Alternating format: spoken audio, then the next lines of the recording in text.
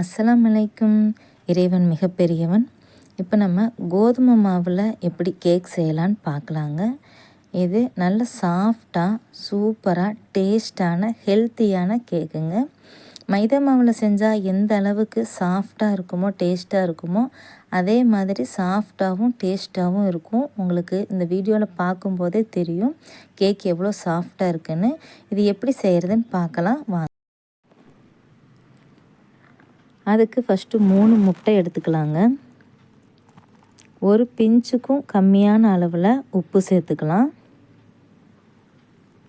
அடுத்தது வெண்ணிலா எசன்ஸு. உங்கள்கிட்ட pineapple essence இருந்தாலும் சரி, வெண்ணிலா எசன்ஸ் இருந்தாலும் சரி, ஒரு மூடி சேர்த்திக்கிங்க. ரெண்டுமே நல்ல ஸ்மெல்லாக இருக்கும். அடுத்தது ஆயில், நான் 1/4 டம்ளர் ஆயில் எடுத்திருக்கேங்க. வாசனை இல்லாத ஆயிலாக சேர்த்துக்குங்க. அடுத்தது 200 கிராம் நான் சர்க்கரை எடுத்திருக்கேன். எங்களுக்கு இந்த சர்க்கரையோட அளவு கரெக்டாக இருக்குது. உங்களுக்கு இனிப்பு கம்மியாக இருந்தால் போதும் அப்படின்னா இந்த சர்க்கரையோட அளவை நீங்கள் இன்னும் கொஞ்சம் கம்மி பண்ணிக்கிங்க. இப்போ நம்ம சேர்த்த இந்த முட்டை, ஆயில், சர்க்கரை இது எல்லாமே நல்லா மிக்ஸ் ஆகணுங்க. இந்த கலர் டோட்டலாக சேஞ்ச் ஆயிரும். எல்லோ கலர்லேருந்து லைட் ஆஃப் ஒயிட் கலரில் வந்துடும். வீடியோவில் பார்த்தீங்கனாலே இந்த கலர் சேஞ்ச் ஆகிறது உங்களுக்கு நல்லா தெரியும். அதுவரை நல்லா மிக்ஸ் பண்ணிக்கலாம். கலர் நல்லா சேஞ்ச் ஆகுது பார்த்தீங்களா? எல்லோ கலர் டோட்டலாக மறைஞ்சிருச்சு. இது கரெக்டான அளவுங்க. அடுத்தது நான் 200 கிராம் கோதுமை மாவு எடுத்திருக்கேங்க.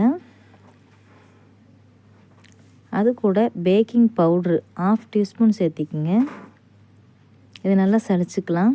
உங்கள்கிட்ட பேக்கிங் பவுட்ரு இல்லை அப்படின்னா ஈனோ பேக்கெட்டில் பாதி சேர்த்துக்குங்க போதும். அடுத்து இந்த மாவை நான் 2 பேட்சாக சேர்த்துக்கிறேன். ஃபஸ்ட்டு பாதி மாவு கொட்டி அதில் நல்லா கட்டிகள் இல்லாமல் நல்லா மிக்ஸ் பண்ணிக்கோங்க. ஸ்பேச்சுலா, ஸ்பூனு எது உங்கள்கிட்ட இருக்கோ அதை வச்சு நல்லா கலந்துக்குங்க.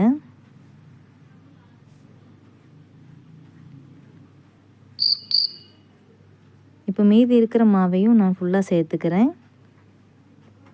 இப்போ இதை நல்லா மிக்ஸ் பண்ணிக்கிங்க. மிக்ஸ் பண்ணும்போதே உங்களுக்கு மாவு கொஞ்சம் கெட்டியாக இருக்கிற மாதிரி இருந்ததுன்னா நீங்கள் கொஞ்சம் லைட்டாக பால் சேர்த்துக்குங்க.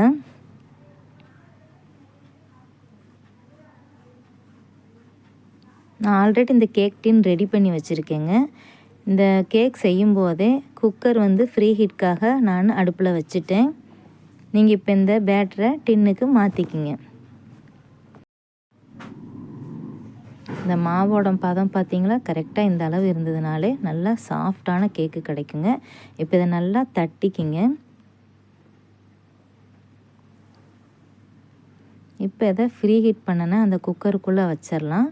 வச்சு க்ளோஸ் பண்ணிடலாம். விசில் போட வேண்டியதில்லை.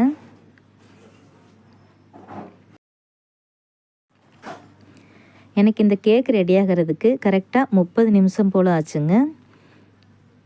கேக்கு ரெடி ஆயிடுச்சு. கத்தி அல்லது ஏதாவது ஒரு குச்சி இருந்துச்சு அப்படின்னா அதில் குத்தி பாருங்கள். மாவு ஒட்டாமல் வந்துச்சு அப்படின்னா கேக்கு ரெடி ஆயிடுச்சு. இப்போ இது நல்லா ஆறட்டும். பார்த்திங்களா, கேக்கு நல்லா ஆறிடுச்சு. ஓரங்களில் எங்கேயுமே ஒட்டவே இல்லை பாருங்கள். இந்த கேக் செய்கிறதுக்கு முட்டை மட்டும்தாங்க வெளியில் வாங்க வேண்டியதாக இருக்கும். மற்றபடி கோதுமை மாவு, சர்க்கரை இது எல்லாமே வீட்டிலையே இருக்கிற பொருள் தான். வீட்டில் இருக்கிற பொருளை வச்சே சிம்பிளான சூப்பரான கேக்கு நீங்கள் வீட்டில் எல்லாத்துக்கும் செஞ்சு கொடுக்கலாங்க. இங்கே பாருங்கள், ஒட்டாமல் எப்படி சாஃப்டாக வந்திருக்கு பாருங்கள். ஈஸியான வேலை தான். நீங்கள் ட்ரை பண்ணி பாருங்கள். மசாலா நல்லா சாஃப்டாக இருக்குது. நான் கட் பண்ணும்போதே உங்களுக்கு தெரிஞ்சிருக்கும். இந்த அளவுகளில் நீங்களும் வீட்டில் இதே மாதிரியே செஞ்சு பாருங்கள். லைக் பண்ணுங்கள், சப்ஸ்கிரைப் பண்ணுங்கள், ஷேர் பண்ணுங்கள், கமெண்ட் பண்ணுங்கள். அஸ்ஸலாமு அலைக்கும்.